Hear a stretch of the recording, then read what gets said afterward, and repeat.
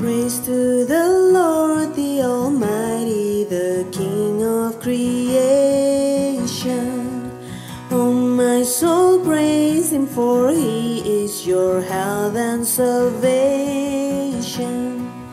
Come all you here, now to His temple draw near. Join me in glad adoration.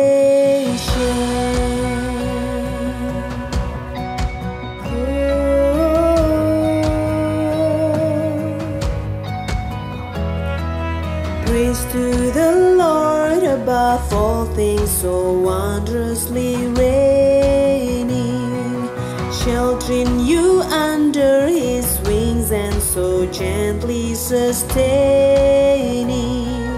Have you not seen all that is needful has been sent by His gracious ordaining?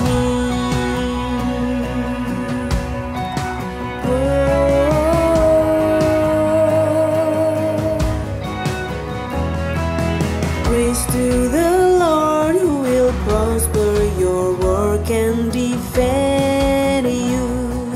Surely His goodness and mercy shall daily attend you.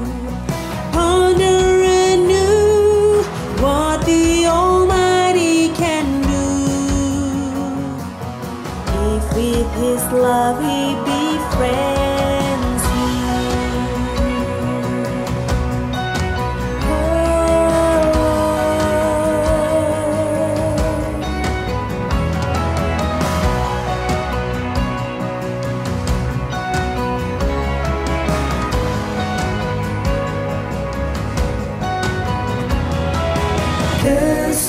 Kesukaan yang ceria hanya ada padamu, Khalik alam yang setia, pohon suka yang teguh.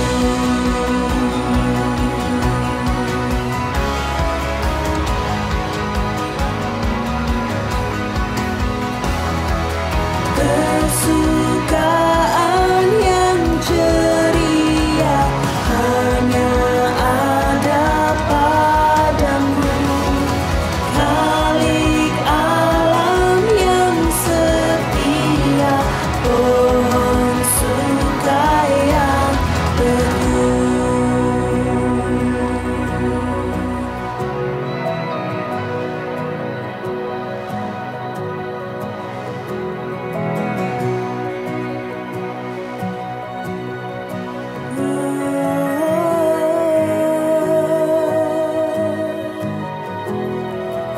Praise to the Lord, let all that is in me adore Him.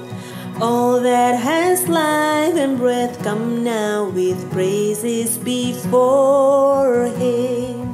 Let the Amen sound from His people again, gladly forever adore Him.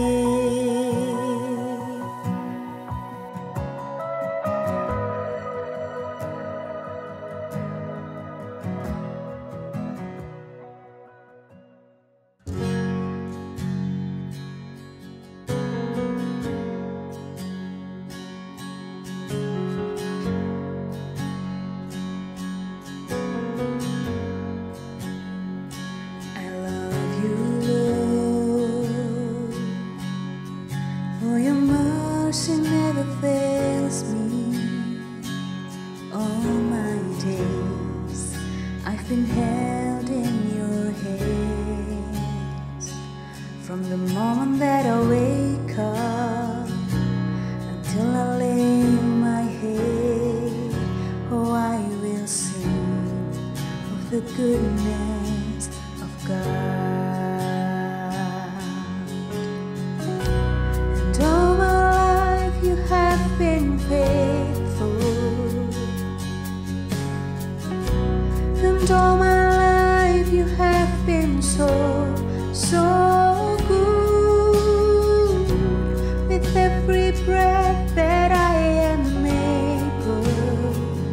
Oh, I will sing of the goodness of God. I love your voice. You have led me through the fire in the darkest night. You were close like no other. I've known you as a father, I've known you as a friend, and I have lived in the goodness of God. And all my life you have been faithful, and all my life you have been so good. With every breath that I am able, oh, I will sing of the goodness of God. It's your goodness is running after, it's running after me. Your goodness is running after, it's running after me. With my life laid down, I surrender now. I give you everything. It's your goodness is running after, it's running after me. Your goodness is running after, it's running after me.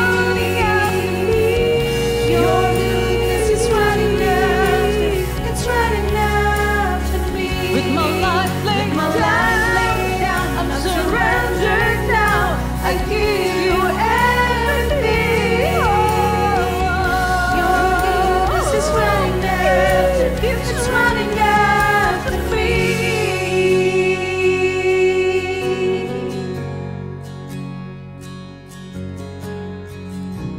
And all my life you have been faithful, and all my life you have been so good. With every breath that I am able, oh, I'm gonna sing of the goodness of God. Oh yeah, 'cause all my life you have been faithful. Yes, you Lord. And all my life you have been so good. Oh, with every breath that I am able, oh, I'm gonna sing of the goodness of God. Yes, I'm gonna sing of the goodness of God. Oh, I'm gonna sing of the goodness of God.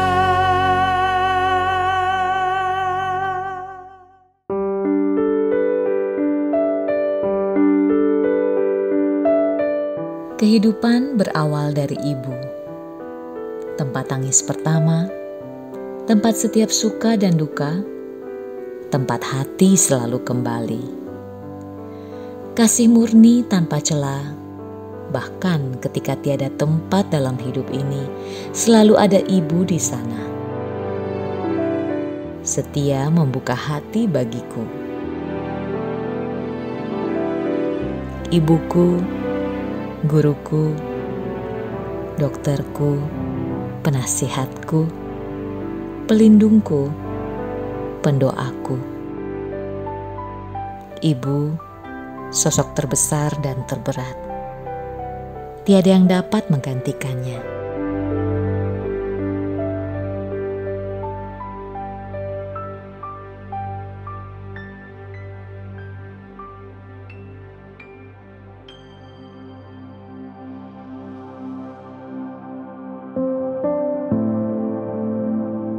Selamat pagi, selamat hari Minggu Bapak Ibu. Hari ini di hari Mother's Day, saya mau mengucapkan selamat Hari Ibu buat para ibu yang hadir hari ini di ibadah online. Ada banyak kebaikan Tuhan yang Tuhan berikan bagi kita semua, memampukan kita untuk menjalankan peran kita sebagai seorang ibu. Sebelum kita mendengarkan firman Tuhan, mari kita bersama-sama bersatu di dalam doa. Mari kita berdoa. Bapa di surga, kami bersyukur oleh karena Engkau begitu hebat Tuhan. Engkau begitu ajaib, Engkau begitu murah hati. Sehingga saat ini kami ada sebagaimana kami ada, semua oleh karena anugerah Tuhan, semua oleh karena kebaikan Tuhan. Tolong ampuni setiap kami dari dosa dan kesalahan. Dan layakkan kami untuk kembali mendengar suara Tuhan. Pimpin hidup kami dengan kebenaran firman-Mu Tuhan. Sehingga tiap-tiap hari kami dimampukan untuk boleh berjalan sesuai dengan rencana dan kehendak Tuhan. Kami siap untuk mendengar firman-Mu. Berkati hamba yang menyampaikan dan berkati setiap kami yang mendengarkan. Setiap peralatan yang kami gunakan untuk ibadah secara online. Tuhan memberkati, Tuhan menolong sehingga boleh memperlancar jalannya ibadah pagi ini. Di dalam nama Tuhan Yesus Kristus kami berdoa. Amin.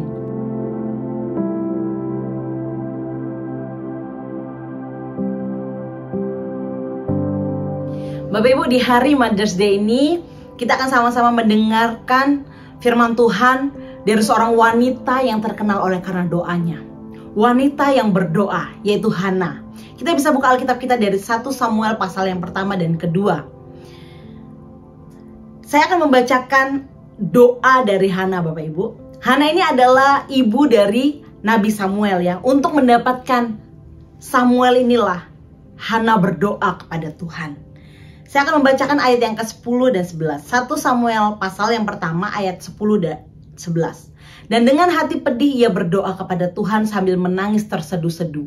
Kemudian bernazarlah ia, katanya, Tuhan semesta alam, jika sungguh-sungguh engkau memperhatikan sengsara hambamu ini dan mengingat kepadaku dan tidak melupakan hambamu ini, tetapi memberikan kepada hambamu ini seorang anak laki-laki, maka aku akan memberikan dia kepada Tuhan untuk seumur hidupnya dan pisau cukur tidak akan menyentuh kepalanya. Bapak Ibu, di dalam semua penderitaan yang Hana alami, nanti saya akan sampaikan beberapa penderitaan yang Hana alami, Bapak Ibu. Dengan hati yang pedih, Hana datang kepada Tuhan sambil menangis. Dia benar-benar meminta kepada Tuhan seorang anak laki-laki. Dan nanti kita tahu bahwa dia akan mengandung anak, yaitu Samuel. Dan ketika Samuel masih kecil, umur 2-3 tahun, Hana mempersembahkan Samuel kepada Tuhan. Dan Samuel sejak kecil, dia hidup di bait Allah dan dia melayani Allah. Nama Hana, Bapak Ibu, hanya disebut dalam pasal pertama kitab 1 Samuel sebagai salah seorang dari istri Elkana. Jadi Elkana memiliki 2 istri, yaitu Hana dan juga Penina. Latar belakang asal-usul Hana tidak dijelaskan dalam Alkitab. Kitab 1 Samuel ini menceritakan Hana mulai dari pasal pertama hingga pasal kedua ayat yang ke-10. Tidak banyak diceritakan mengenai Hana, Bapak Ibu, di Alkitab. Tetapi dari kehidupan Hana, wanita yang berdoa ini, kita bisa belajar banyak hal. Khususnya mengenai doanya kepada Tuhan. Dalam kehidupan Hana sebagai seorang istri, Hana memiliki banyak sekali penderitaan. Ia adalah wanita yang tidak mempunyai anak, Bapak Ibu. Dia tidak bisa melahirkan anak. Firman Tuhan berkata memang karena Tuhan menutup kandungannya. Bisa kita lihat di ayat yang 5 dan ke-6.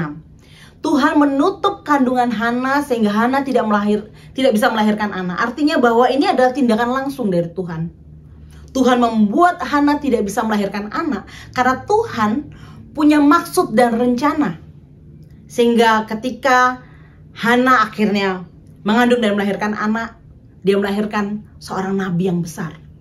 Nabi Israel, yaitu Samuel, Bapak Ibu. Di dalam penderitaannya, Bapak Ibu, pada saat itu khususnya di bangsa Israel, seorang wanita yang tidak bisa melahirkan anak, itu adalah sesuatu yang aib. Dia dipandang rendah oleh orang lain, dia dipandang rendah oleh lingkungan sekitar. Sesuatu yang hina kalau seorang perempuan itu tidak bisa melahirkan anak gitu. Sampai saat ini ada daerah-daerah di Indonesia juga, kalau misalnya seorang wanita tidak bisa melahirkan anak, yang selalu disalahkan wanitanya. Kamu sih nikah sama dia, makanya kamu tidak bisa punya anak. Yang disalahkan selalu wanitanya. Seorang wanita tidak bisa melahirkan anak laki-laki, yang disalahkan juga wanitanya, Bapak Ibu. Kalau nggak bisa melahirkan anak laki-laki, tidak bisa meneruskan marga suami. Sehingga wanita-wanita selalu disalahkan. Ketika saya hamil anak saya yang pertama, saya pergi periksa begitu ya. Dan di situ petugasnya berkata, wah beruntung kamu punya anak laki-laki gitu. Saya tanya kenapa? Ya saya bersyukur, mau laki atau perempuan saya bersyukur. Dia bilang, beberapa minggu lalu ada pasien dia datang. Ketika mengetahui bahwa dia mengandung anak perempuan, pasien ini menangis nggak berhenti. Petugasnya tanya kenapa, katanya. Karena ternyata sebelum dia periksa, mertuanya dan juga suaminya berpesan bahwa dia harus melahirkan anak laki-laki. Gak boleh anak perempuan. Kalau anak perempuan gak diterima, harus melahirkan anak laki-laki. Sehingga perempuan ini menangis dan menangis Bapak Ibu. Sampai saat ini bukan hanya pada zaman Hana saja. Tidak bisa melahirkan anak atau tidak bisa melahirkan anak laki-laki begitu. Sampai hari ini pun masih ada hal ini Bapak Ibu, ibu-ibu atau wanita-wanita yang tidak bisa melahirkan anak, wanita-wanita yang tidak bisa melahirkan anak laki-laki. Selalu disalahkan, sehingga ini menjadi satu penderitaan bagi Hana. Dia menyimpan lukanya, dia menyimpan sakit hatinya, dia menyimpan semua perasaan ini di dalam hatinya Bapak Ibu. Sehingga dia datang kepada Tuhan dalam doa. Penderitaan Hana tidak hanya sampai dia tidak bisa melahirkan seorang anak saja. Suaminya menikah lagi Bapak Ibu, suaminya memiliki istri yang lain yaitu Penina. Meskipun dalam Alkitab ada istri-istri yang memberikan seorang perempuan kepada suaminya, seperti Sarai memberikan Hagar kepada Abram, kemudian ada Rahel dan Lea memberikan Bilha dan Zilpa kepada Yakub. Tapi jelas Bapak Ibu, sebagai seorang wanita, dia sakit hati ketika dia harus menerima kenyataan bahwa suaminya menikah lagi untuk mendapatkan keturunan. Selain dia tidak bisa melahirkan anak, suaminya memiliki istri yang lain. Madunya yaitu Penina selalu menyakiti hati Hana. Kita bisa lihat di ayat 6 dan 7. Tetapi madunya selalu menyakiti hatinya supaya ia gusar, karena Tuhan telah menutup kandungannya. Demikianlah terjadi dari tahun ke tahun. Setiap kali Hana pergi ke rumah Tuhan, Penina menyakiti hati Hana sehingga ia menangis dan tidak mau makan.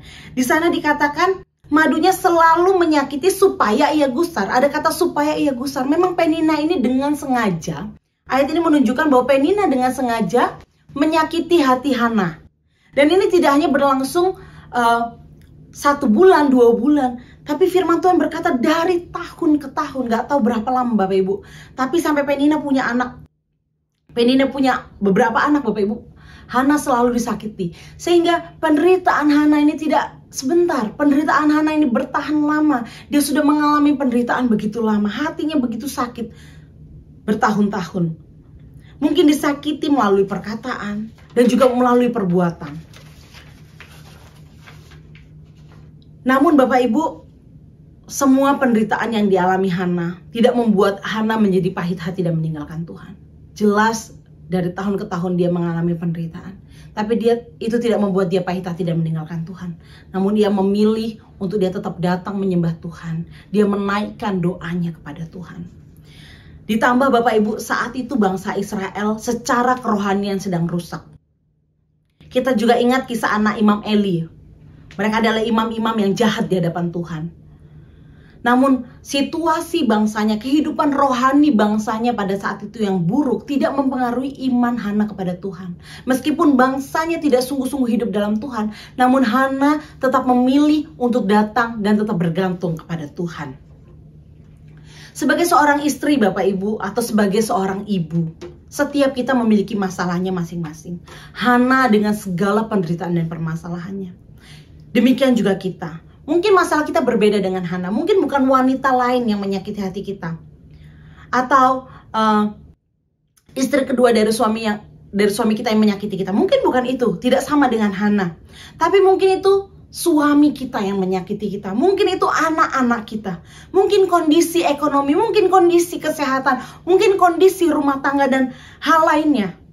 Yang membuat kita bertahun-tahun menangis di hadapan Tuhan. Ini penderitaan sudah berlangsung sekian lama Tuhan. Dan aku begitu sakit. Mungkin masalah kita begitu berat Bapak Ibu. Namun mari kita belajar dari Hana bahwa di semua penderitaannya dia tetap datang dan meminta pertolongan dari Tuhan. Saya sebagai ibu muda, saya punya 2 anak. Satu umur mau 3 tahun, satu baru mau 1 tahun Bapak Ibu. Jujur tidak mudah bagi saya. tidur yang kurang, tangisan anak-anak, saya harus mengerjakan pekerjaan rumah tangga yang banyak begitu. Saya juga punya pergumulan saya sendiri, rasanya capek kadang-kadang. Tentu saya bahagia, tapi tidak bisa dibohongi juga ada rasa capek begitu ya. Kemudian ibu dengan yang punya anak-anak remaja, pasti tantangannya juga berbeda. Ibu dengan anak-anak yang usianya menikah, tentu juga berbeda. Ibu dengan suami, dengan watak suami, bagaimana suami memperlakukan dirinya juga memiliki tantangan yang berbeda. Setiap kita, Bapak Ibu, tidak mudah menjadi seorang ibu, tidak mudah menjadi seorang istri. Beberapa bulan lalu saya melihat berita, ada di Brebes, Indonesia. Ada berita mengenai ibu yang mencoba untuk membunuh ketiga anaknya. Yang satu meninggal, dan yang kedua berhasil selamat dengan luka yang cukup serius di dada dan leher. Ketika ditanya, dia melakukannya dengan alasan supaya anaknya tidak hidup susah. Biar nggak dibentak-bentak terus, dengan alasan bahwa ia sayang dengan anak-anaknya, makanya dia membunuh anaknya. Bapak Ibu, bahkan sampai ada orang yang tega untuk membunuh anaknya supaya anaknya nggak susah. Saya mau katakan bahwa sebagai seorang ibu tidak mudah, sebagai seorang istri tidak mudah. Namun tentu kita tidak mau melakukan hal-hal yang berdosa di hadapan Tuhan. Karena itu kekuatan kita, mari kita lihat kepada Hana. Bagaimana dia mampu di tengah semua penderitaan dan kesulitannya, dia mampu menjalaninya karena dia berdoa kepada Tuhan. Hana tidak menyalahkan Elkana atau dia minta pembelaan kepada suaminya. Kita ingat Bapak Ibu kisah Sarai dan Hagar. Ketika itu Sarai memberikan Hagar kepada Abram. Dan ketika Hagar mengandung, Hagar mulai memandang rendah kepada Sarai. Sehingga Sarai tidak menerima perlakuan Hagar, bisa kita lihat di dalam Kejadian 16 ayat 5. Sarai tidak menerima perlakuan Hagar dengan mengadukan perlakuan Hagar kepada Abram. Namun sikap yang berbeda diambil oleh Hana. Dia tidak mengadukan Penina kepada Elkana. Dia tidak meminta pembelaan kepada suaminya. Dia menyimpan semua masalah itu di dalam hatinya. Sehingga dia begitu sedih. Dia begitu tertekan sendirian. Dia tidak meminta pembelaan kepada siapapun. Namun dia meyakini bahwa Tuhan memperhatikan dirinya, bahwa pertolongan itu datangnya dari Tuhan. Kita bisa lihat dalam doanya Hana Bapak Ibu, di pasal yang kedua khususnya. Di ayat ke-7 demikian dikatakan, setiap kali Hana pergi ke rumah Tuhan, Penina menyakiti hati Hana, sehingga ia menangis dan tidak mau makan. Bapak Ibu, sebenarnya Hana punya alasan untuk tidak pergi ke rumah Tuhan. Karena ayat 7 dikatakan setiap kali Hana pergi ke rumah Tuhan, setiap kali Hana pergi, di situ juga menjadi kesempatan buat Penina menyakiti hati Hana. Sehingga sebenarnya ada alasan kayak, oh aku nggak mau datang ke rumah Tuhan. Tahun ini aku nggak mau datang. Karena aku tahu tahun ini aku akan disakiti lagi. Sebenarnya ada alasan untuk Hana untuk tidak pergi ke rumah Tuhan Bapak Ibu. Tapi bukan itu yang diambil oleh Hana. Meskipun Hana tahu dia akan disakiti, namun dia tetap memilih untuk datang menyembah Tuhan. Dia tetap memilih untuk datang dan berdoa kepada Tuhan. Doa dan bukan mencari cara yang lain untuk menyelesaikan masalahnya. Doa menjadi cara Hana untuk mencurahkan, untuk berserah, untuk meminta kepada Tuhan. Doa menjadi kekuatannya untuk menanggung penderitaan yang dialami, Bapak Ibu. Melalui doa, kita berharap dan percaya bahwa kita melihat bahwa Tuhan sanggup memberikan Hana anak dan membuka kandungannya. Melalui doa, kita tahu pada akhirnya Hana mengandung dan melahirkan anak, yaitu Nabi Samuel, Bapak Ibu. Tuhan sanggup untuk membukakan kandungan. Tuhan sanggup untuk membuat sesuatu yang mustahil bagi manusia menjadi mungkin. Tuhan sanggup untuk mengubahkan anak kita. Tuhan sanggup untuk mengubahkan suami kita. Tuhan sanggup untuk mengubahkan keluarga kita melalui doa. Dan berikutnya melalui doa Bapak Ibu akan menjadikan kita kuat. Di ayat 18 dikatakan demikian.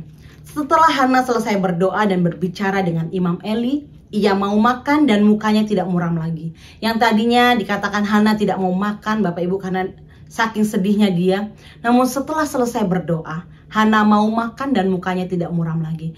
Memang harusnya demikian Bapak Ibu. Ketika kita berdoa kepada Tuhan, kita sudah menyerahkan semua pergumulan kita kepada Tuhan. Itu ibarat kita sedang membawa satu beban yang berat. Anggaplah kita sedang berjalan, kita membawa beras 50 kilo gitu. Berat Bapak Ibu. Atau 100 kilo kita bawa. Kemudian ada mobil datang, ayo naik ke mobilku. Kemudian kita naik ke mobil itu, namun kita masih gendong beras itu. Kita masih gendong tapi kita naik mobil. Rasanya gimana Bapak Ibu? Tentu masih berat gitu ya. Karena kita masih bawa beras itu di pangkuan kita atau di pundak kita. Namun yang Tuhan mau ketika kita naik mobil itu Bapak Ibu, taruh juga berasnya, taruh juga bebannya. Sehingga terasa ringan. Ketika kita berdoa kepada Tuhan, kita serahkan semua beban itu kepada Tuhan, harusnya membuat kita ringan. Karena kita tahu Tuhan sudah memegang.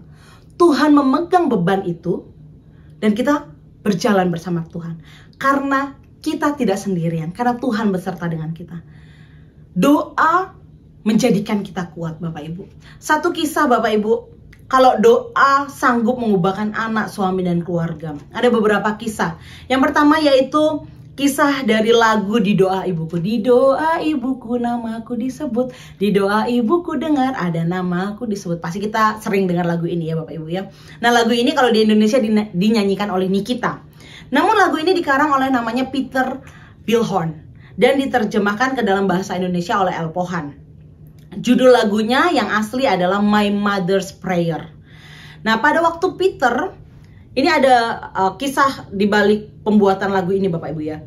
Pada waktu Peter berusia 3 tahun, ayahnya meninggal. Pada usia 15 tahun, Peter, ibunya, dan saudara laki-lakinya pindah ke Chicago dan menjadi pemulung dengan gerobak. Suatu malam yang sepi dan sudah larut, Peter pulang ke rumah. Ia mendapati ibunya sedang berlutut dan berulang kali ia mendengar namanya disebut. Sejak itu Bapak Ibu, Peter tidak mau membuat ibunya merasa khawatir. Dia mendengar namanya selalu disebut, makanya di kata-katanya dikatakan di doa ibuku namaku disebut. Dia mendengar namanya disebut oleh ibunya. Sejak itu Peter tidak mau membuat ibunya merasa khawatir.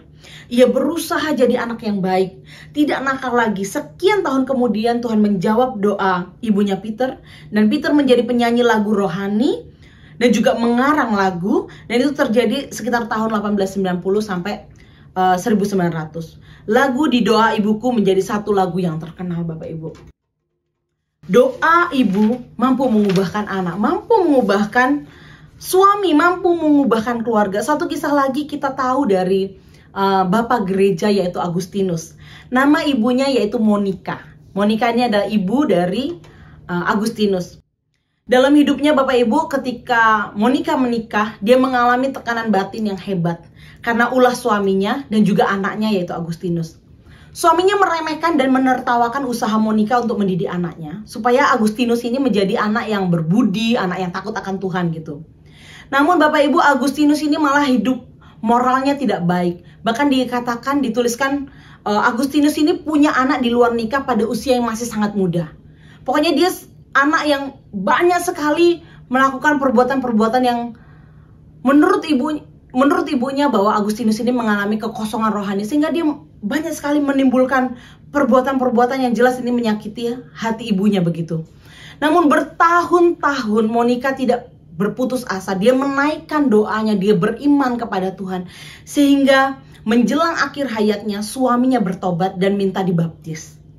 Sebelum Monica meninggal Bapak Ibu, anaknya yaitu Agustinus yang semula sulit diatur berlahan-lahan bertobat, dan akhirnya kita mengenalnya sebagai salah satu dari Bapak gereja. Bukan sebulan, bukan 2 bulan Bapak Ibu. Bertahun-tahun Monica berdoa untuk suaminya, berdoa untuk anaknya, dan Tuhan menjawab. Meskipun Monica sebelum dia meninggal, dia sempat melihat anaknya bertobat. Sampai akhirnya Agustinus menjadi Bapak gereja, Monica sudah dipanggil Tuhan Bapak Ibu. Bersyukur bahwa walaupun Monica sudah meninggal, tapi Agustinus menjadi salah satu dari Bapak gereja yang banyak sekali memberikan melakukan hal-hal yang hebat gitu untuk kekristenan begitu. Moto dari William Carey Bapak Ibu, dia katakan demikian: usahakanlah hal-hal besar bagi Tuhan. Harapkanlah hal-hal besar bagi Tuhan. Kadang-kadang mustahil, kalau lihat keadaan, kalau lihat kenyataan, bagaimana Tuhan? Aku mau mengharapkan hal-hal besar. Bagaimana Tuhan? Bagaimana mungkin? Tapi kiranya moto dari William Carey ini juga menginspirasi kita bahwa mari kita harapkanlah hal-hal besar bagi Tuhan. Kenapa Bapak Ibu? Karena Tuhan sanggup mengubahkan hal-hal yang mustahil. Membuka kandungan Hana sehingga Hana melahirkan seorang anak. Mengubahkan Agustinus, mengubahkan Peter. Bukan hanya mengenai doanya Bapak Ibu, kita juga bisa belajar dari kesetiaan Hana. Dituliskan Bapak Ibu dalam doanya Hana, ketika Hana berdoa kepada Tuhan, Hana berdoa, Tuhan kalau Tuhan memberikan aku anak laki-laki, aku akan mempersembahkan kepada Tuhan. Dan benar, ketika Hana mengandung dan melahirkan anak, Hana benar-benar menepati janjinya kepada Tuhan. Hana mempersembahkan Samuel kepada Tuhan. Bapak Ibu, tidak mudah karena Samuel masih kecil, masih umur 2 atau 3 tahun, dia persembahkan kepada Tuhan. Saya ingat, saya punya anak kecil Bapak Ibu. Waktu saya melahirkan anak yang kedua, saya meninggalkan anak saya yang pertama kepada ibu mertua saya. Saya tinggal sekitar 2 hari. 2 hari atau 3 hari saya di rumah sakit begitu untuk melahirkan. Saya nangis Bapak Ibu, saya kangen sama anak saya pengen lihat anak saya tapi nggak bisa ya. Kadang nggak sembarangan yang bisa masuk karena lagi COVID. Ketika saya video call lihat anak saya yang pertama, saya nangis Bapak Ibu. Saya nangis, saya kangen gitu sama anak saya. Saya nggak kebayang Bapak Ibu, Hana anaknya masih muda tapi dia harus persembahkan itu kepada Tuhan. Artinya bahwa dia udah nggak urusin Samuel lagi gitu ya. Dia udah akan sangat amat jarang bertemu, setahun sekali dia akan bertemu dengan Samuel. Pasti nggak gampang Bapak Ibu, perasaan dia sebagai seorang ibu gitu, harus melepaskan anaknya gitu ya, mempersembahkan anaknya. Tapi di luar semua perasaannya Bapak Ibu, kerinduannya sebagai seorang ibu, dia memilih untuk dia setia kepada Tuhan. Dia sudah bernazar kepada Tuhan dan dia benar-benar persembahkan Samuel kepada Tuhan. Saya juga ingat waktu lalu ketika saya pertama kali pergi ke Jogja kuliah. Saya orang tua saya tinggal di Curug, Bengkulu. Pertama kali saya akan pergi ke Jogja untuk kuliah, naik bis gitu. Ini artinya bahwa saya akan tinggal jauh dari orang tua saya. Saya ingat ketika saya udah duduk di dalam bis, saya dada-dada sama mama saya, dan di situ saya lihat mama saya nangis. Untuk pertama kalinya saya lihat mama saya tuh nangis karena saya harus pergi gitu. Dan itu bikin saya juga nangis gitu. Kenapa mama saya nangis? Karena dia tahu bahwa ya dia akan makin jarang bertemu dengan saya. Mungkin setahun sekali baru bisa ketemu gitu kalau ada uangnya begitu. Nah, Hana Bapak Ibu, apapun perasaan yang dia alami, dia tetap memilih untuk setia kepada Tuhan. Tidak gampang Bapak Ibu, kita yang punya anak kita juga tahu, tidak gampang untuk berpisah dengan anak-anak kita. Namun Hana memilih untuk tetap setia kepada Tuhan apapun harganya. Dia tetap persembahkan Samuel kepada Tuhan. Walaupun dia tahu dia akan semakin jarang untuk melihat Samuel, dan mungkin setahun sekali dia baru bisa melihat Samuel yang masih kecil itu Bapak Ibu. Penulis buku Carol Ken juga menceritakan dalam bukunya ketika putranya yang adalah seorang marinir yang masih muda, suatu hari diberi tugas yang membahayakan keselamatan dirinya. Ia merasa begitu takut. Ia mengatakan kalau anaknya pergi di situasi yang membahayakan, dia udah nggak bisa bertemu lagi Bapak Ibu. Di dalam semua kecemasan, ketakutannya, ia mengatakan di bukunya, melalui doa saya sanggup melepaskan putra saya dan mampu menanggalkan kecemasan-kecemasan saya yang mengendalikan hidupnya dan membebaskan dia hidup sesuai dengan rancangan Allah. Memang Bapak Ibu, kita punya anak, namun suatu hari mereka akan berpisah dengan kita. Tuhan punya rencananya bagi mereka. Dan pada saat-saat kayak gitu memang kita harus melepaskan semua apa yang sudah kita rencanakan, kita inginkan buat anak-anak kita. Dan kita menyerahkan seperti yang Hana katakan. Saya serahkan pada Tuhan dan jadilah seperti yang Tuhan kehendaki. Aku menyerahkan Samuel kepada Tuhan seumur hidup. Apa yang terjadi kepadanya terserah kepada Tuhan. Ini doa yang lahir dari iman. Karena tidak mudah Bapak Ibu, sebagai seorang ibu, sebagai seorang yang sudah melahirkan, membesarkan, kemudian menyerahkan kepada Tuhan dan berkata, terserah kepada Tuhan apa yang Tuhan kehendaki. Namun Bapak Ibu, apa yang Hana lakukan ini mengajarkan kita bahwa sukacita terindah dalam memiliki anak adalah bila anak kita bisa dipakai oleh Tuhan. Apapun rencana Tuhan bagi anak-anak kita, biarlah terserah kepada Tuhan. Apapun yang menjadi rencana Tuhan. Teladan Hana Bapak Ibu yang terakhir, teladan Hana. Hana yang terkenal sebagai ibu yang berdoa ini. Teladan ini juga yang menjadikan Samuel sebagai nabi yang berdoa. Semua penderitaan yang Hana alami membuat Hana menjadi wanita yang berdoa. Kehidupan Hana yang berdoa juga melahirkan Nabi Samuel, nabi yang juga suka berdoa. kita sebagai orang tua, Bapak Ibu, mau nggak mau kehidupan kita akan dilihat oleh anak-anak kita. Bagaimanapun kita. Waktu saya masih kecil, Bapak Ibu, saya masih SD saat itu. Kalau kami tidur itu, saya di kanan mama, kemudian adik saya di sebelah kiri mama saya. Dan ketika mama saya memastikan bahwa kami udah tidur, dia akan duduk dan dia mulai berdoa dan menangis. Mama saya tuh kalau berdoa dia bersuara gitu, begitu ya. Dia berdoa bersuara dan dia menangis. Dan sampai sekarang umur saya 32 tahun, saya masih mengingat dengan jelas bagaimana setiap malam mama saya duduk, mama saya berdoa dan menangis. Dan itu juga yang menginspirasi saya sampai hari ini mengapa saya suka sekali berdoa, Bapak Ibu. Karena ya di tengah semua penderitaan yang dialami, dia memilih berdoa, dan sampai hari ini saya melihat bagaimana Tuhan menolong kehidupan keluarga kami. Demikian juga Hana, Bapak Ibu. Semua penderitaannya membawa Hana berdoa kepada Tuhan dan membuat Samuel juga menjadi nabi yang berdoa. Buku John MacArthur berkata demikian, Bapak Ibu. John MacArthur berkata, sebenarnya tidak ada satupun yang dapat dilakukan oleh orang tua yang akan menjamin keselamatan seorang anak. Kita tidak dapat mewakili mereka untuk percaya. Iman sejati didorong oleh pekerjaan Tuhan di dalam hati anak. Tetapi berimanlah, sabar, dan bersungguh-sungguh. Dan berdoalah sungguh-sungguh bagi keselamatan anak Anda. Selalu tanamkan di pikiran bahwa Tuhan bekerja di mana Anda tidak sanggup, yaitu di dalam hati anak Anda. Memang Bapak Ibu, iman memang bukan diwarisi oleh seseorang dari orang tuanya, sebagaimana ia mewarisi segi-segi kepribadian mereka. Ada hal-hal yang memang kita warisi, tapi iman itu bukan sesuatu yang memang bukan diwarisi, Bapak Ibu. Kita tidak bisa mewarisi iman kita kepada anak kita, begitu ya. Bukan warisan iman itu, Bapak Ibu. Namun seorang anak dapat dibimbing kepada iman melalui asuhan, bagaimana kita mengasuh, bagaimana teladan, dan juga doa-doa orang tuanya, seperti kisah Louis dan Eunike, nenek dan ibu dari Timotius. Imannya Paulus menuliskan bahwa didapatkan dari Louis dan juga Eunike, nenek dan ibunya. Sehingga Bapak Ibu, memang tidak ada satupun yang dapat kita lakukan, namun ketika kita berdoa, ketika kita mengasuh, ketika kita memberikan teladan, itulah yang akan membantu membimbing anak-anak kita mengenal Tuhan. Dan pada akhirnya mereka memilih untuk menjadikan Tuhan sebagai juru selamatnya.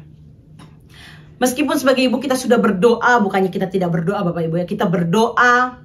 Kita sudah dan mungkin sudah berdoa lama sekali, bertahun-tahun. Namun bukan kitalah yang pegang kendali atas masa depan anak kita. Namun kita dapat berdoa, Bapak Ibu.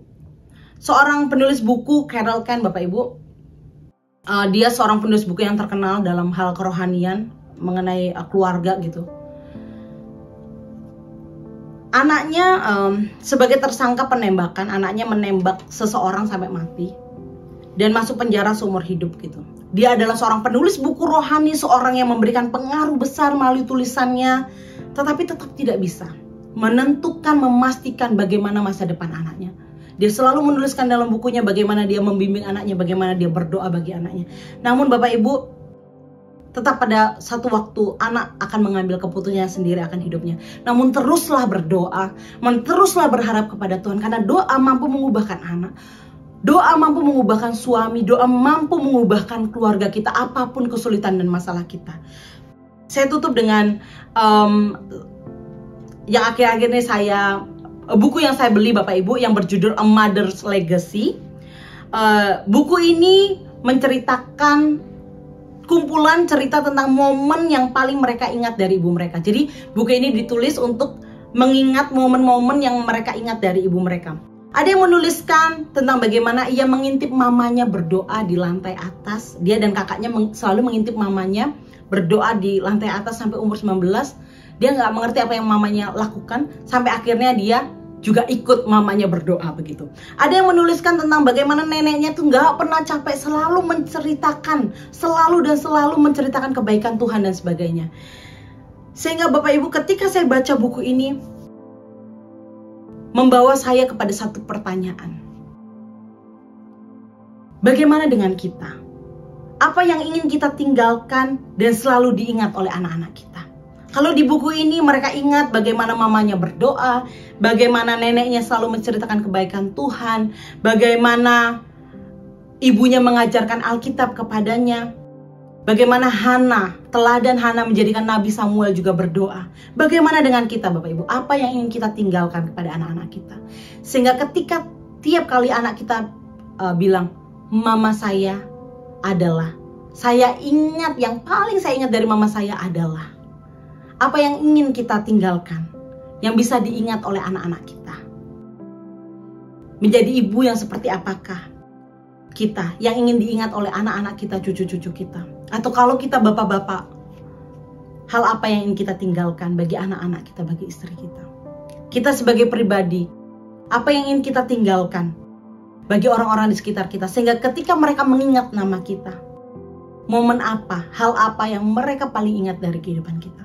Kalau Hana dikenal sebagai doanya, bagaimana dengan kita Bapak Ibu? Biarlah pertanyaan ini menolong kita, membawa satu perenungan lagi.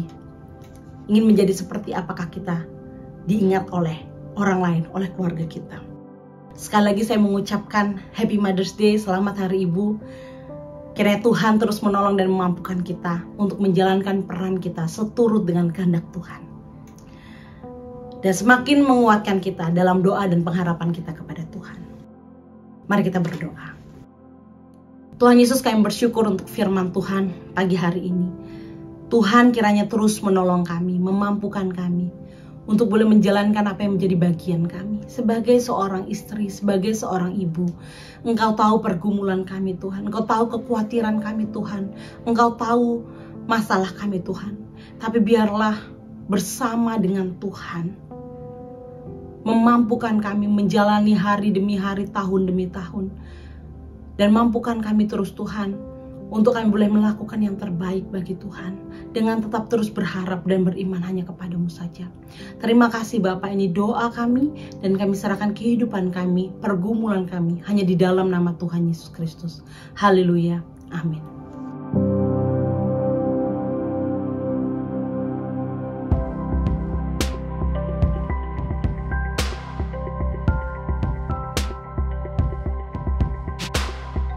Baik Bapak Ibu, doa saya kita semua diberkati oleh kebenaran firman Tuhan hari ini yang disampaikan oleh Ibu Fitri, khususnya dalam rangka Mother's Day. Secara pribadi sebagai hamba Tuhan, sekali lagi saya mengucapkan Happy Mother's Day untuk semua ibu, semua mama, baik dari NLCC Indonesia maupun semua ibu, semua mama yang mengikuti ibadah dari NLCC Indonesia hari ini secara online. Yang berikut, berdoa terus untuk persiapan retreat kita tanggal 5-7 Agustus 2022 ini. Saya dan Ibu Sarah terus berdoa supaya sebanyak mungkin kita bisa mengikuti retreat tahun ini dengan tema Recharge. Kita berdoa supaya lewat retreat tahun ini, kita semua diperbaharui secara rohani lagi. Baterai spiritual kita, baterai rohani kita mendapatkan kekuatan baru dari Tuhan. Saya akan tutup dalam doa berkat. Jemaat yang kekasih, tundukkanlah kepalamu, arahkanlah hatimu kepada Tuhan, dan terimalah berkat Tuhan. Anugerah keselamatan dari Tuhan Yesus Kristus, kasih sayang yang tidak berkesudahan dari Allah Bapa, serta penyertaan dari Roh-Nya yang kudus kiranya menyertai engkau sekalian, mulai hari ini sampai Maranatha Tuhan Yesus datang kembali. Haleluya, amin.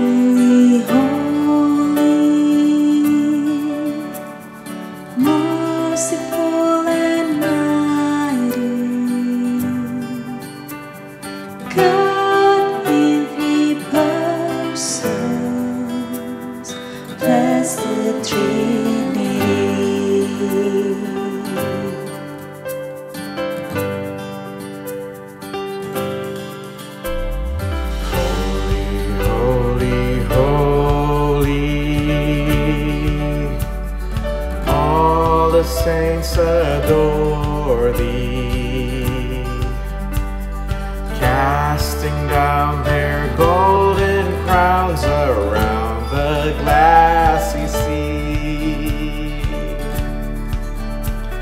Cherubim and seraphim